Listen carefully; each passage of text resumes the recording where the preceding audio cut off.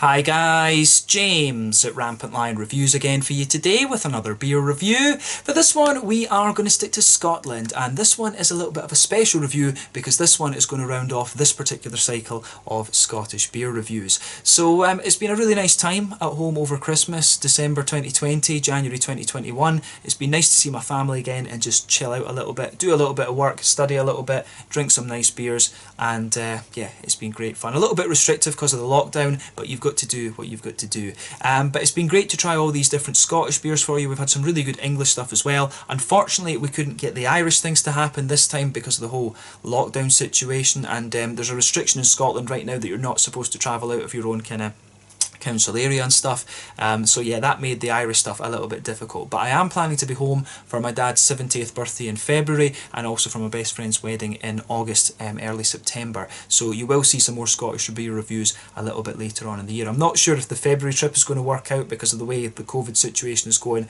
but yeah, fingers crossed we can make that happen. It would be awesome to get home for my dad's 70th birthday, obviously.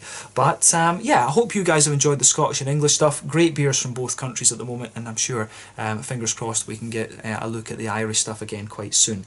But yeah, for this last review on this cycle, I thought we would go out with a little bit of a bang. So we're going to return to a brewery that has featured on the channel a good number of times before. They're getting a lot of hype at the moment, I think mainly because their beers have made it down into England quite recently for the first time, so lots more people are trying them, but in my experience here in Scotland, they've always been pretty damn good. So we're going to head through to Glasgow once again, Yoker to be specific. As I always say, Yoker makes me smile because it makes me think of that Lemmy Show sketch, Dee Dee on the bus. I like Dee Dee in the kitchen as well. He just cracks me up, he really does. But for this review then, we are going to return to the wonderful Overtone Brewing Company.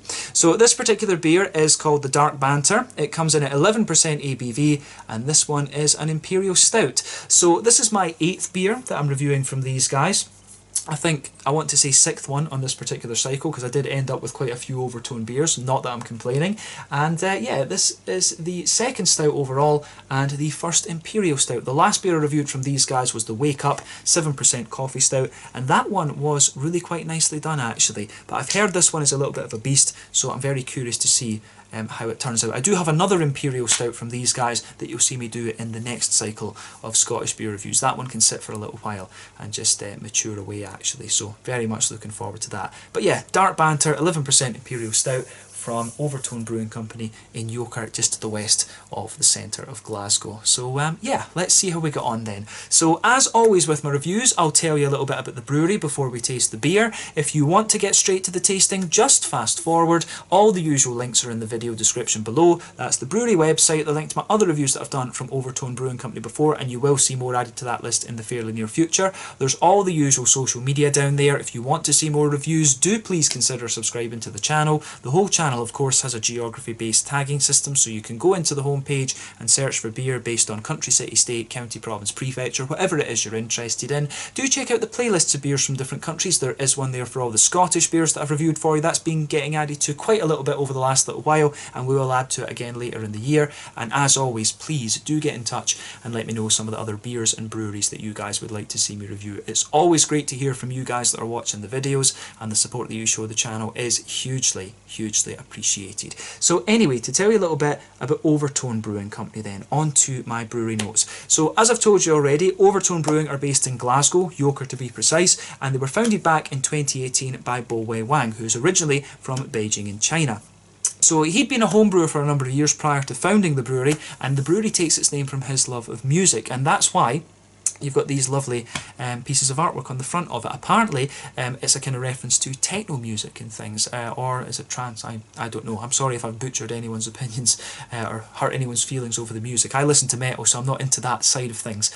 But yeah, it's apparently a reference to music, the artwork, and the name of the brewery itself. But in the early days, Bo Wei hired Dan Miller, who's from New Hampshire in New England in the northeast of America. He came in as the head brewer, and he previously worked as a head chef, but also as a brewer in England, New York, and also in Scotland for 6 Degrees North. Lovely Belgian-style brewery, incidentally, that I do recommend that you check out. But also involved at the brewery is Martin Conahan, who worked for a number of years in the craft beer scene down in New Zealand, and he takes part in the brewing and does various other things around the company as well. But the brewery itself can be found in the New Albion Industrial Estate in Yoker near Renfrew and Clydebank. My grandparents were from or actually one of them was from Renfrew, the other one was from Clydebank. I found out recently. My dad corrected me on that between my last videos. But the brewery, this brewery don't actually have a fixed range of beers, they say, but there are ones that are quite popular that come back all the time, and I do think that at some point they will kind of have to do what Cloudwater do and choose a few of them and make that, like, you know, a flagship beer or something like that. But they brew a lot of different things. They are a very, very prolific brewery, and as of January 2021, when I'm filming this review for you, these guys have produced 60 different types of beer. But I did see on their Facebook the other day they were saying they're going to have 2 new and fresh beers every week, actually, so that should be quite interesting. So that means that over the course of 2021 they're going to produce in the region of 100 new different beers. So that will be quite interesting, I have to say. Definitely curious to see how that works out for them, but I'm guessing that they will upgrade their whole fermentation capacity and things over 2021, but with the hype they've been getting, I don't think they're going to struggle to do that, to be honest with you. But yeah, definitely one of the most talked about breweries in Scotland at the moment, along with Vault City. And that's why the last day of my Scottish beer reviews for this trip, if you like, is going to be Vault City in the morning and then this beer at night, actually. So yeah, I think nice way to sign off, as I say, but that's all I can really tell you about Overtone Brewing Company for the moment. If you want to learn more about these guys, you can check out the brewery website, you can follow them on Facebook and Instagram to keep up to date with all the latest goings on, and you can check out the Rate Beer, Untappd and Beer Advocate pages to learn more about all the different beers that they've done. So yeah, let's get on and actually have a taste of this beer then. So really curious to see how it turns out. As you can see, it has that typical Overtone Brewing Company artwork on it. I think it looks absolutely lovely. You can see, oh, I've got it around the wrong way. Typical. But yeah, there you can see the thing that you'll always get on the side of these Overtone beers. The very first beer that I tried from these guys was the Rwandan Coffee IPA, then it was the Azaka New England Double IPA, then the Iman IPA, Callista Pils, then the Churkaz Kanye West, the Wake Up, and now it's this one. So yeah, this is my 8th review from these guys, and I do have another Imperial Stout that will sit in the fridge until I come home next time, and that might well be used to sign on again to the Scottish beer reviews. But yeah, looks very, very nice. It tells you on the back here the hops used in this one are Cascade, Lovely and Imperial Stouts, and the malts are Extra Pale Malt, Simpson's DRC, not sure what that would be, but chocolate, wheat, oats and Carafa 3, along with a little bit of roasted barley, and it's a California ale yeast that's in this one. But yeah, 440ml can, and I think I paid £8 for this one off the Overtone Brewing Company website, along with the other one. And I did get another beer from Dead End Brew Machine as well, because Dead End Brew Machine brew their beers at Overtone Brewing these days as well, which is great. But yeah, that's all we need to say about the beer just now. Let's get it out and we'll get on with the tasting then. Very curious to see what this beer has in store for us. Yeah, let's get it out and into the glass. I think this thing's going to be an absolute monster. You know, if you consider what their IPAs are like, I think this beer will be a little bit of a monster. If you do come across it, I recommend that you try their West Coast IPAs. The Kanye West that I reviewed a few videos back was lovely. Churkaz was great as well, a New Zealand hopped New England IPA. And that was just awesome. Really incredible beer that. I enjoyed both of them, in fairness. They were both great. So yeah, interesting. But yeah, as you can see and as you would expect from this beer, it's poured a lovely dark ebony rosewood colour. You can see the head on this one was about a quarter finger of a frothy, quite medium tan head on this one. It's not the darkest of tan heads you're going to come across, but it does get a fair little bit to it, which you'd want when it's called dark banter. And I think this reflects the Scottish mindset very well. We've got a bit of a sixth sense of humour. I think it's in the genes. All the cynicism derived from drinking whiskey for centuries, so we're genetic alcoholics, as I always say. But yeah, this one, this beer is pretty much black as night. Ebony rosewood, however you want to describe it. You get a little bit of a kind of Coca-Cola coloured edge to it, but really not a lot of light getting through this one. It's a pretty damn hazy beer, and when it's got wheat and oats in it, you know, you'd kind of expect that. Those are the two that are most likely to be responsible for the haze in this one, along with a bit of the yeast. But yeah, one or two big bubbles sticking towards the side of the glass, a few little ones going up towards the bottom of the head there. The head incidentally has faded away to be a very thin foamy layer, but with just a little bit of a ring around the edge of the glass. But I mean, overall it does look pretty damn nice, I have to say. So yeah, nothing surprising about this beer in terms of its appearance when you consider it's an Imperial Stout, and it does seem to leave, well, it actually doesn't leave that much lacing around the edge of the glass for an 11%er, but I'm sure, knowing Overtone, this beer is not going to be lacking in any department. So yeah, let's take a look at the aroma and see how we get on with this one. Ooh, that does come across quite nicely. I'm curious to see exactly how this beer turns out. Is it going to be a bit sweeter, or is it going to just be like a really well balanced beer with a bit of sweetness, roastiness and breadiness and everything? So yeah, straight away with this beer, in the aroma it really does come across as well balanced. It's not one of the most punchy Imperial Stouts you're going to come across, but yeah, it goes together quite nicely. I mean, underneath you can smell a little bit of that toasty, well-fired bread crust, which is great. You can really smell a little bit of that. It's that kind of forms the basis of the beer, to be honest with you. So a little bit of a well-fired bread crusty quality, some nice kind of brown bready notes in there as well, and it just has a wee touch of dryness there. It's not overly sweet, this beer, either, to be honest with you. So there's a wee bit of a well-fired brown sugar coming out of it. You can smell a bit of a chocolate character, and I would say the chocolate comes across as being, you know, a sort of 70, maybe 80% cocoa, which I think suits the beer, to be honest. A nice little bit of a darker chocolate in there. You can smell the oaty and the wheaty smoothness just sitting underneath the chocolate though. I'd say overall this comes across as quite a smooth and almost slightly dry and roasty stout in a sense. I do like how the parts of this beer just kind of fit together. It's got a really interesting makeup to it, this one. But yeah, it's not, as I say, this is not the most punchy of Imperial Stouts. It's actually very subtle. So toasty, well-fired bread crust underneath, some brown bread sitting there as well. Those are the two back kind of linchpins of the beer, I guess you could say. You can feel the big sort of oaty and wheaty thickness in there too. You can really smell that out of the beer. Mainly the oats, I would add. There's one or two little woody notes to the beer, definitely. Maybe tiny little hints of nut. But yeah, you've got a sweet little bit of brown sugary sweetness there, but at the same time it's quite toasty, and you get a little bit of a kind of 70-80% cocoa chocolate to this one.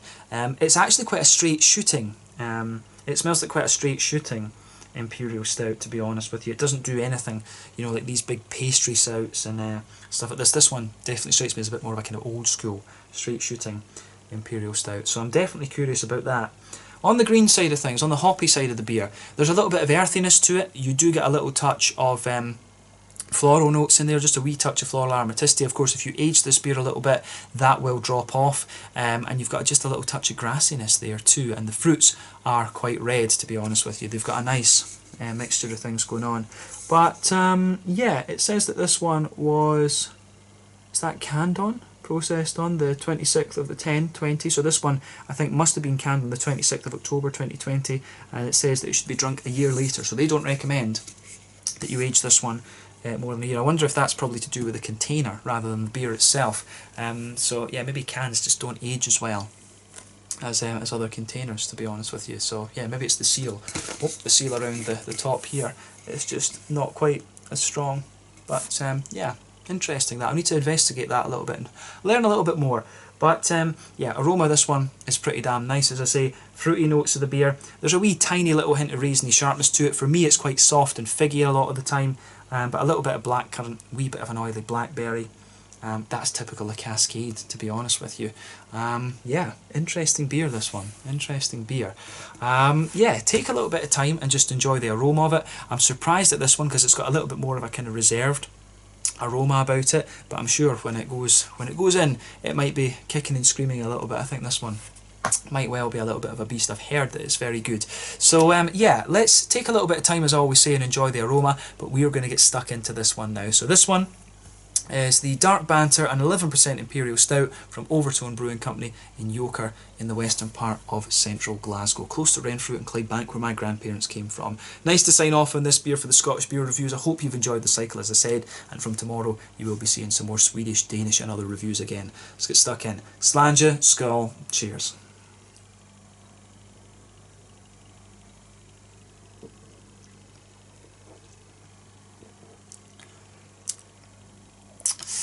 Yeah,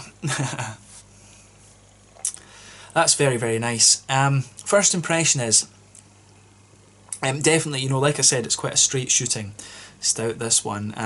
Definitely more complex and more bold than the aroma would have you believe. The aroma is ridiculously kind of laid back, conservative, if you like, for how flavourful the beer actually is. But I'll say that's a stupidly drinkable stout for an 11%er. It is, you know, just crazy drinkable. You do get a wee bit of alcohol warmth out of this one down here, but it's stupidly drinkable for its alcohol. Absolutely.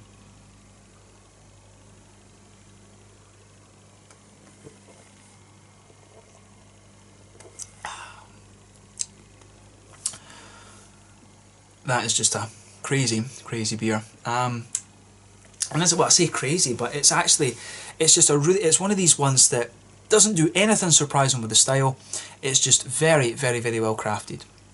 And you know, that's kind of what Overtone do. They do very nice examples. Their beers are just really, really well crafted, and I'm not surprised with this one. I said the same about the Wake Up that we had a few videos ago. But yeah, big thumbs up to them for this. Let's try and break down the flavour a little bit and just see how we go.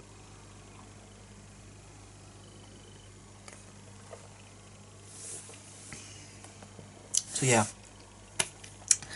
straight away with this beer then, it almost, see, in honesty, it actually has a wee, almost tiny touch of licorice to it in the aftertaste, which is quite interesting. It just struck me there. But yeah, straight away with this beer, you can feel that kind of roasty, toasty, well-fired bread crusty quality. That blankets the middle of your palate, absolutely. It sits there. On top of that, we're talking about the middle of the palate, I would say, but middle of the palate, roasty, toasty, bread crusty. I would guess that's the carafa malt, maybe a little bit of the roasted malt. There's all the roasted barley, but yeah, sitting on top of that, there's a nice kind of smooth brown bready quality to the beer, and the dryness in that middle part of your palate just builds up the further that you go into the aftertaste. But yeah, on that back third of your tongue, if you move into the back third of your tongue, you can feel that the oat and the, I think, well, more the wheat just thickens the beer up a little bit, and so that brown bready kind of note feels just even thicker. At the very back of the tongue, you can get a little bit of that roasty black malty character. There is definitely some kind of graininess to that brown bread in there too, which is quite nice. But yeah, the brown bready notes on that back third of your palate are very smooth, but they are just a little bit thicker too, which is very, very nice. So absolutely love it.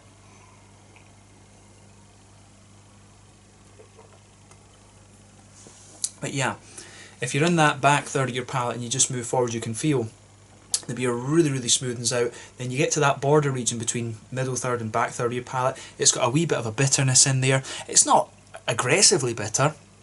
It's just a wee bit more kind of roasty and toasty. It's almost like the carafa is just showing its head a little bit more. It's the roasty, toasty bread crust, but you can feel the thickness of the beer. It just drops away a little bit.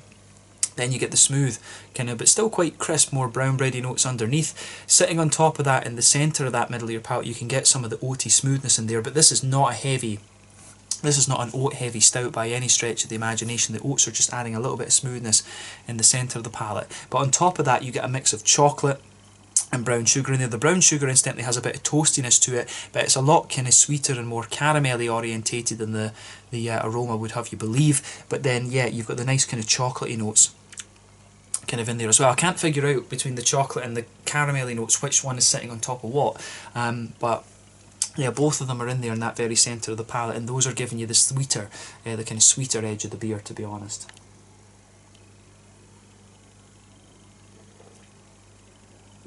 But yeah, you can just feel those layers in the middle of the palate for sure. But yeah, you can feel, if you go to the front corners of your palate, then just move back sort of diagonally, you will feel one or two little kind of bread crusty, well-fired bread crusty notes just pushing their way out of this one. There's one or two little tiny woody notes in there, and if you go to the centre of your palate and just kind of gradually edge forward, you will sort of pick up a little bit of a nutty undertone to the beer as well. So I like how all of that goes together in this beer. The malty side of this beer, I think, is just absolutely lovely. I really, really like how it goes together. So yeah, big thumbs up from me for the malty side of things. The malty side of the beer, I think, is always the hardest thing to get right, to be honest with you, and when you get it, it works very, very well. So yeah, this is very much a kind of straight shooting stout for me. It's not the most robust, but it's got a little bit of everything. It's got a wee bit of sweetness to it, it's got a little bit of the more kind of roasty, toasty, robust sort of thing, and then it's got a wee bit of the kind of smoothness that you want from some of the sweet stouts as well. So yeah, this is a really kind of very nice one. It's ridiculously smooth and slick almost for an 11% though, but we'll come to the mouthfeel a bit later in this beer. I think we've covered all we really need to say about the malty side of it though. Back corners of the palate, definitely a little touch of earthiness there. Cascade can sometimes give you that, but that's also kind of roasted barley, I think, that's chipping in. But as you move further forward, the beer's a little touch more herbal, and as you reach the kind of front corners of the palate, there's a distinct little bit of floral aromaticity to this one as well, which is very, very nice. But then, yeah, round the front curve of the palate, it's a little bit lighter and more grassy as well, which I really, really like.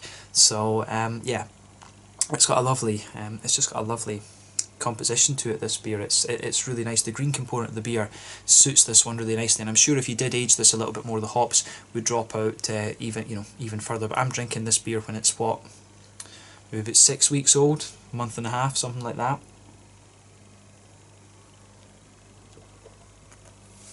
And let's just say it's in very, very good condition. Very, very nice.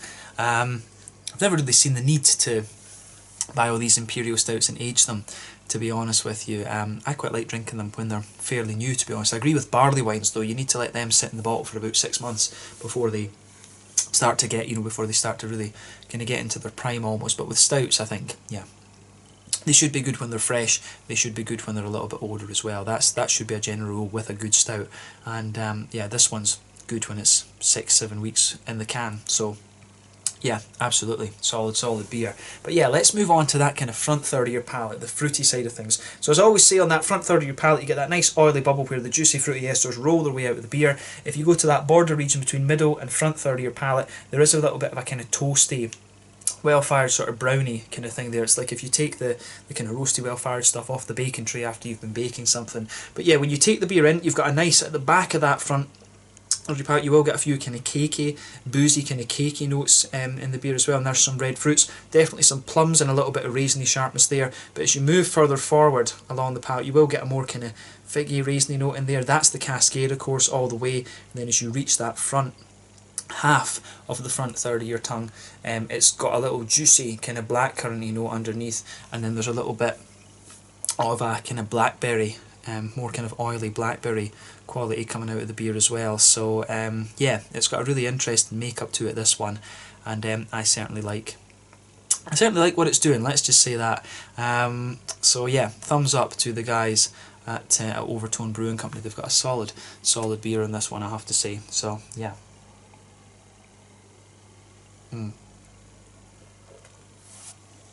Just lovely stuff. And the fruits, I would say, come across as a little bit more oily, but at the same time they've got a little bit of kind of wetness and juiciness to them as well.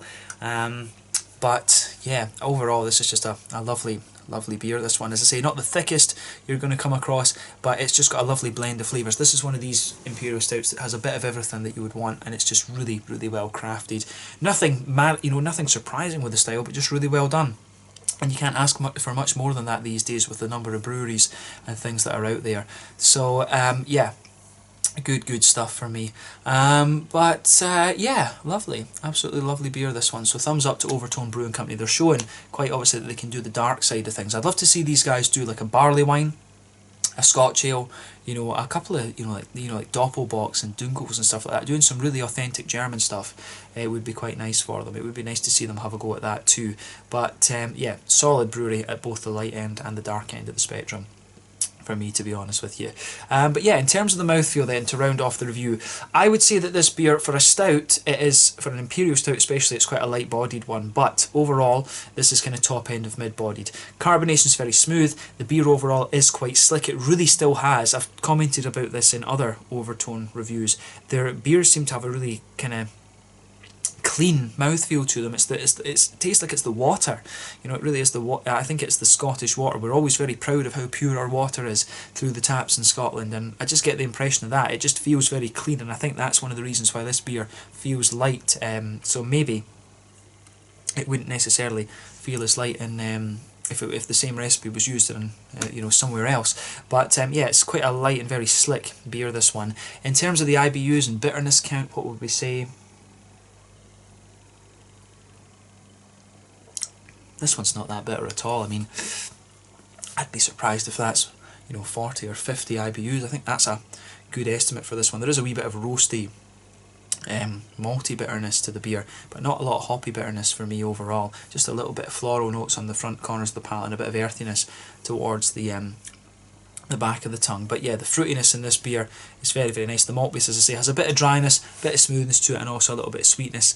I really like how this one, I really like how it goes together. So yeah, it's a lovely beer, this one, and for me it gets a massive thumbs up. It's got everything you'd want from an Imperial Stout, and I think this was definitely a good way to sign off from Scotland for the moment, and I'm looking forward, on the basis of this one, I'm certainly looking forward to the other Imperial Stout that I have to review from these guys the next time I'm home. So yeah, let's leave it at that for this one. This one was the Dark Banter, an 11% Imperial Stout, stupidly drinkable for the alcohol percentage that it is, but a beautiful beer nonetheless, once again from Overtone Brewing Company in Yoker through in Glasgow. As I said earlier in the video, I hope you've enjoyed this cycle of Scottish beer reviews and the English ones that we've had in there as well. Hopefully on my next trip home we can get a few Irish things, and I'm sure we'll be reviewing more beers from this brewery, Vault City, and the other really interesting ones. I'm curious to see how New Barns do over the next little while as well. They're another very good brewery who've popped up in Scotland over the next little while. Over the last little while I should say. I'm looking to see how they do over the next little while. Bad English these days, guys. But yeah, thank you again for watching my beer reviews. Until the next time, please like, subscribe, share, all the usual YouTube stuff. Let me know your own thoughts on this beer in the comment section below. Let me know what your favourite beer is from Overtone Brewing Company. We will definitely return to these guys in either February or September. Need to see when I can get home next time. But this was the Dark Banter, 11% ABV. Imperial Stout from Overtone Brewing Company in Yoker to the west of central Glasgow. Beautiful beer, this one, and this is 100% one of the Scottish breweries to watch over 2021. Slàinte, Skål, cheers, and thank you for watching my Scottish reviews this time round. Catch you guys in the next one. You'll see some Swedish and Danish reviews coming up from tomorrow. Cheers.